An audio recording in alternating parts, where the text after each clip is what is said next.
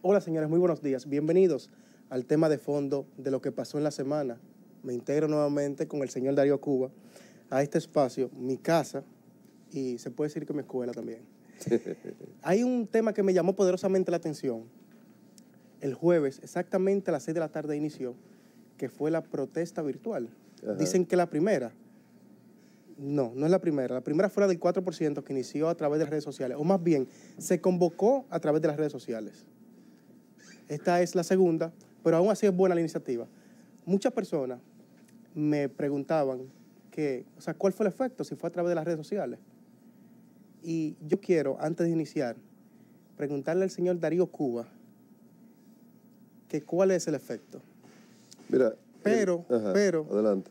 No el efecto en las redes sociales, sino cuál es el efecto de una protesta fuera de las redes sociales. Mira, uno de los efectos fundamentales es que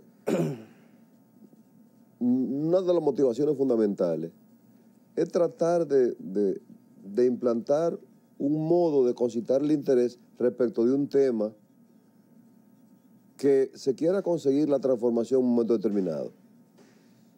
Cédula bruta, cédula inteligente. 4% protesta en favor de una causa. ¿Qué pasa? No se gasta un solo centavo en combustible, no se gasta en movilizaciones de personas, no se entorpece el tránsito, no se agrede a nadie. Es decir, hay una serie de motivaciones que se obvian cuando la protesta se hace a través de las redes sociales. Recuerda tú que la primavera árabe, que se llevó 7 presidentes, fue a través de las redes sociales. Exacto, se convocó. Se convocó a través de las redes sociales. No fue la protesta en sí en las redes sociales, sino efectos, la convocatoria. Por eso, los efectos que generó eso. El poder que tienen las redes sociales es la velocidad que viaja la información. Claro. Y que todo el mundo tiene acceso a ella. Ese todo el mundo tenemos que circunscribirlo, claro, a todo el que tiene internet. El universo que tiene internet. Exacto. Y que lo utiliza de manera correcta. ¿Qué pasa aquí? Bueno, vamos a suponer que la convocatoria no fue hecha por un organismo, vamos a decirlo así, como fue lo de las sombrillas amarillas, ¿cómo se llama? 4%. 4%, pero que el 4% fue liderado por una entidad que se llamaba Toy Harto y por otras organizaciones. En este caso, sí, la importancia que tiene es que, y por los efectos, las repercusiones que hubo, fue porque fue hecha por un programa de televisión dirigido por José La Luz, en el cual participa Pablo Ro, participa Félix Rodríguez, Carolina Rodríguez. Y nosotros que trabajamos un tiempo allá, obviamente yo no estaba allá cuando se convocó, sin embargo, me llamó mucho la atención que se logró la reacción del presidente de la Junta Central Electoral, que en principio lo había dado como de lado, como que no iba a tener ningún efecto. Pero tú tienes algunos números ahí que sería bueno que tú los revelaras. Sí, antes de brindarles esos números, hay una parte importante que me gustaría resaltar y una reflexión. Siempre que aparece un medio de comunicación, y ahora uno de los más poderosos que tenemos, que son los medios sociales de internet, por la velocidad que viaja la información, por la accesibilidad, por la portabilidad, la gente siempre piensa que va a desplazar a los demás. No. Como pasó en su momento, la radio. Todo el mundo, bueno, el periódico ya impreso, no tiene mucha razón de ser. No fue así. Posteriormente, la llegada de la televisión, que pensaron que se iba a desplazar entonces la radio y también el periódico. No fue así, sino que se complementa. Correcto. Por ejemplo, se convoca, como bien usted decía, a la protesta en las redes sociales a través de radio, televisión y de prensa escrita. Porque ¿qué es lo que pasa?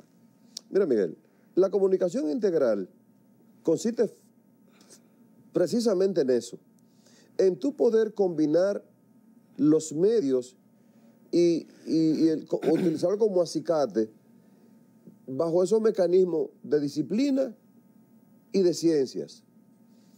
Entonces, estamos hablando de las relaciones públicas, estamos hablando de mercadeo, estamos hablando de marketing, estamos hablando de imagen pública, estamos hablando...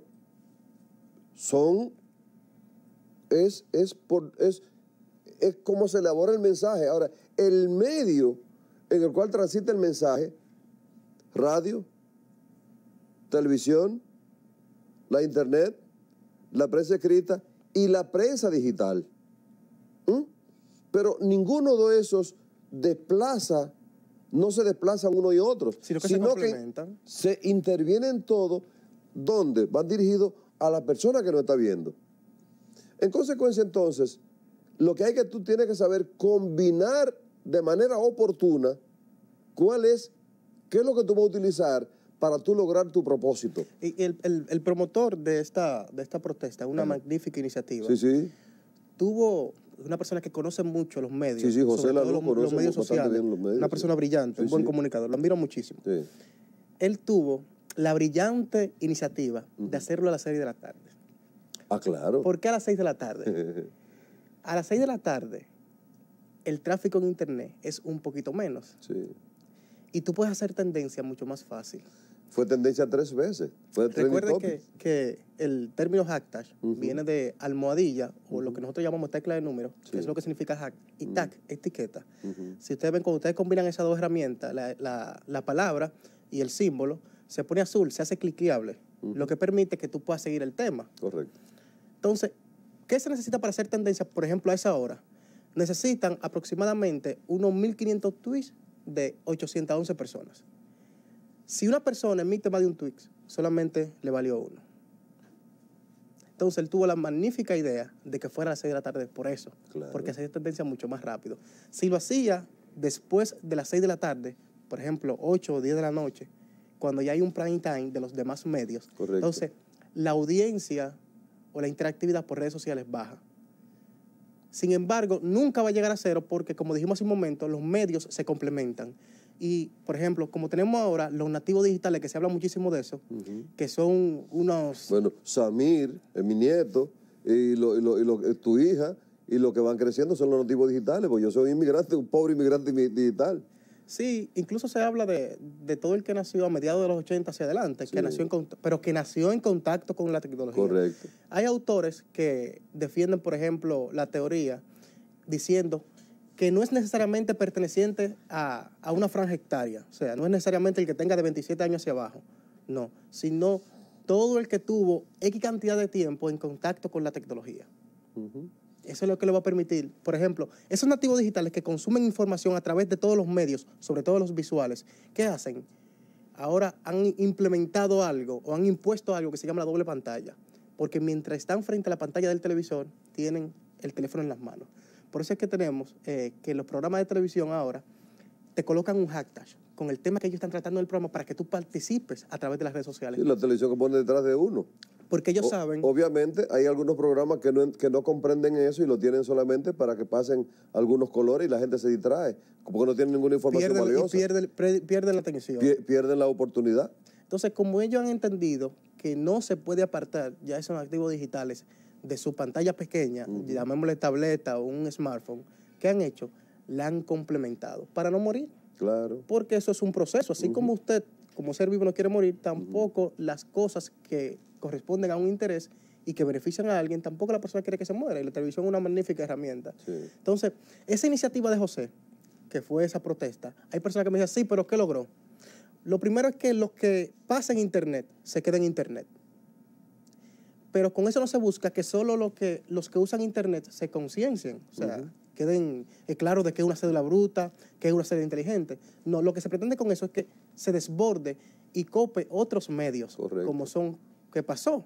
Que transite la información. Exacto, que trasciendan los medios. Por ejemplo, todos los noticiarios, la mayoría cubrieron eso. Pero también los noticiarios en las redes sociales, sus medios sociales, ¿qué hicieron? También compartían la información de la incidencia de esa protesta o sea, a esa hora. Y posteriormente, entonces, ya en las emisiones estelares, que son a las 10 de la noche, ya muchos programas lo comentaron.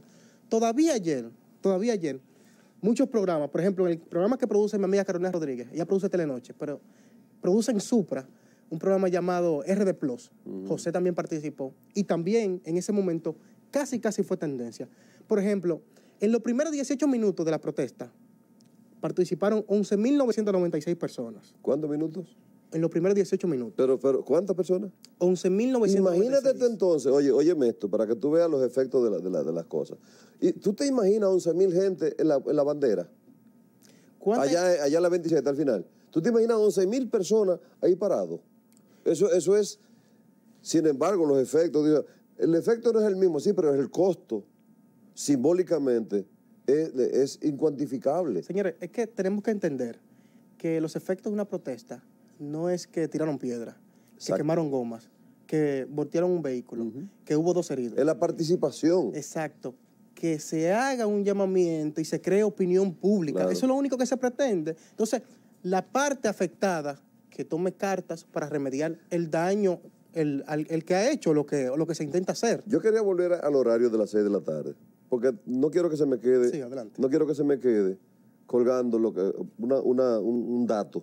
Y es que el establecer el horario de tú desarrollar una determinada actividad o tú colocar una publicidad es lo que determina el efecto de lo que tú quieres lograr en un momento determinado. El efecto en quien tú quieres lograr. Correcto, el efecto que tú quieres lograrlo. Tú dices, bueno, no, yo quiero anunciar Grupo Multimedia Amanecer. Si yo Grupo Multimedia Amanecer lo anuncio a las 4 de la mañana, no tiene ningún efecto. Si yo Grupo Multimedia Amanecer lo anuncio entre las 6 de la mañana, entre las 7 de la mañana y las 9 de la mañana, es distinto que si yo lo anuncio en la novela, en el grupo de la novela que está pasando ahora de Avenida Brasil. ¿Sabes qué? Eso es importante lo que tú hablas del prime time. Porque en un momento ya el prime time moría llegando a las 10 de la noche. Ya no. Se ha ido desplazando. Sí. Y no solamente aquí, en gran parte del mundo. Ya llega a las 12 de la noche. Porque hay muchas cosas que nos mantienen despiertos. O sea, no es que el prime time nos ha impuesto 1 hora de dormir. No. Al contrario. Nosotros es que hemos impuesto que el prime time se desplazara incluso hasta las 12 de la noche. Los noticiarios se movieron mucho, la mayoría eran a las 9 de la noche. Sí, así es. Ahora son a las 11 de la noche. Y todavía hay noticiarios que a las 12 de la noche están emitiendo información. Yo tengo el temor de que el prime time se traslade hasta la 1 de la mañana, porque ahí va a ser nefasto. ¿Por qué? Por el espacio de tiempo de descanso, que la gente se desconecte del punto de vista del cerebro. Y no solamente eso, sino que así como el prime time se ha desplazado a más tarde, la actividad laboral se ha desplazado hacia más temprano. Sí. Cada vez, por ejemplo, tú tienes el Metro de Santo Domingo, que inicia sus operaciones a las 6 de la mañana. Eso quiere decir que el personal que labora ahí tiene que estar por lo menos a las 5:30 de la mañana ahí. Yo tengo que levantarme a las 5:30 de la mañana para comenzar a trabajar en acción matinal. Imagínate. Mira, ya está esa muchacha. ¿Y qué fue? No dijeron que era 18 minutos, 20 minutos. Es que cuando los temas son interesantes, el tiempo se va rápido. Entonces tú me tenías finalmente un dato del comportamiento. Sí, lo que le decía, en 18 minutos participaron, eso solamente 18 minutos, no estoy hablando del tiempo que duró la protesta, solamente en los primeros 18 minutos, 11.996 personas. Y impresiones, la cantidad de personas que vio los mensajes que se emitieron con los hashtags, fueron 17.676 personas. Eso solamente en los primeros 18 minutos. Son mucha gente.